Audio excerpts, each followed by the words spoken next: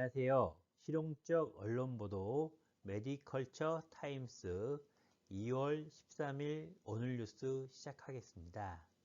먼저 전해드릴 소식은 코로나 관련 소식입니다.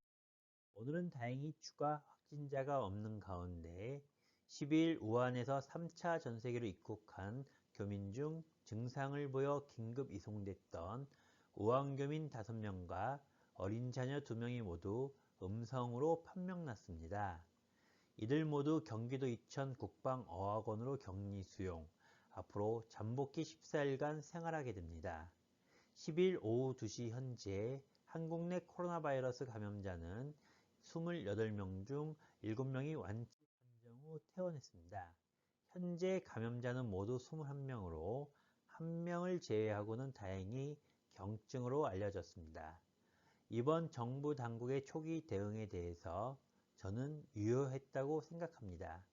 물론 각자 개인적으로 느끼는 바는 있어도 이번 정부의 대처는 메르스 사태 이후 발전한 대한민국 검역체제와 재난지역의 교민 철수에 대한 이정표를 세웠다고 봅니다. 또한 손 씻기, 기침 예절 등 개인위생에 대해서 경각심을 가지게 된 듯합니다. 한 가지 더 말씀드리자면 이후 온라인을 제외한 일반 상권의 모습도 큰 변화를 거칠 것으로 생각합니다. 안정적인 한국의 상황과 달리 코로나19가 시작된 중국은 좀 더 시간이 필요할 듯 보입니다. 아직까지는 시간이 더 필요한 만큼 방역당국이나 개인들도 긴장의 끈을 놓치지 말고 일상으로 조금씩 돌아가야 합니다. 바이러스 질환은 이제 매년 일상화할 가능성이 큽니다. 전염병의 시작을 초기에 알기 어렵다 보니 확산 후 막는 것은 어려울 수밖에 없습니다. 결국 예방이 최선인 바이러스 질환에 대비 이후에도 개인 위생과 정부 인력 충원 등의 후속 조치가 있기를 희망합니다. 다음은 정부가 새롭게 명명한 코로나19 관련 정부 대책입니다. 바이러스 확산을 막기 위해 질병관리본부 등 많은 분이 애쓰시는 가운데 경기 하락을 막기 위한 정부의 노력도 계속되고 있습니다.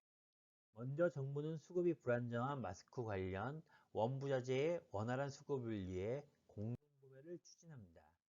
또한 공동구매 전용 보증으로 2020년 올 한 해 1,360억 원을 조성 중소기업의 원부자재 수급을 돕습니다. 다음 도표는 마스크 수급 활성화를 위한 정부의 대책 흐름도입니다.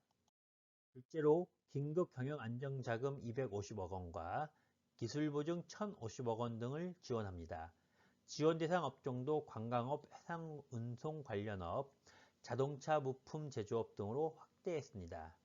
업무 협약과 관련 외식업 중앙회는 국민은행, 벤처기업협회는 신한은행, 여성경제인협회는 우리은행, 이노비즈협회는 하나은행과 자상한 기업 네트워크를 맺었으며 관련 협회를 통해 안내받으실 수 있습니다. 코로나 관련 피해 기준은 매출 감소 10%로 전년 동월 또는 지난달과 비교 입증할 수 있어야 합니다. 받을 수 있다면 지원 제도는 알뜰히 챙겨야 합니다. 잠자는 권리는 보호받지 못한다는 것을 늘 염두에 둬야 합니다. 지금까지 실용적 언론 보도 메디컬처 타임스였습니다. 감사합니다.